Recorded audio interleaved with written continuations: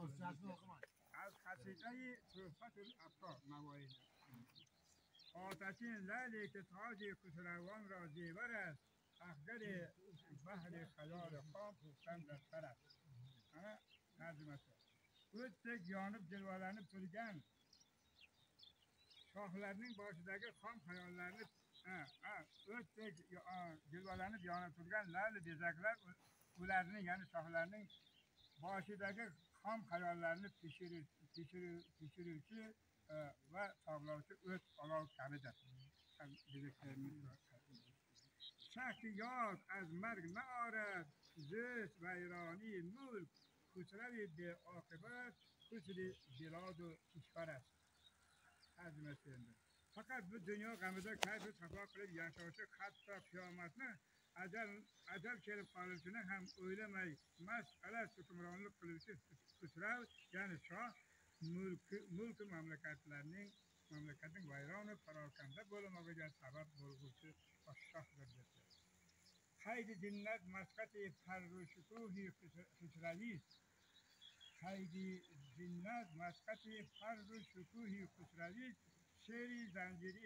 şeri zinciri zikeri beşer kam savlatlar است. Özüge ara verip rahat müragata yaşar Şah'ın abru itibarını sürüp yok böyle orada. Özüge dinakoyga Şah el gamını yemegen hükümdar bağlar zincirband kılingen şerge okşarge. Cesaretli âli-canab Şah ormandaki asıl şerdir. Lazimi şahi nebاشد خالی از دردسر لازمی شاهی نباشد خالی از دردسر کوس شاه خالی و بانگی غلغلش دردسر است. اصل پادشاهının başı hiç qachon bir lahza ham xalqni g'amsiz bo'lmog'i mumkin emas. Hozirgi shohlar esa yerda avval ko'zi debgan ekan bu ko'z deganda haligi ne ekan bangladesh uradi hindilarda ko'z cho'l ekan men buni deb o'ylab qoldim asarimizda keyin qaradim men avval buni ko'zida o'ylab qolgan ekan gulgul qildi bu gulguldan adad keyin to'g'rilab oldim asl podshohning shohi boshi hech qachon bir lahza ham xalqni g'amsiz bo'lmog'i mumkin emas. Hozirgi shohlar esa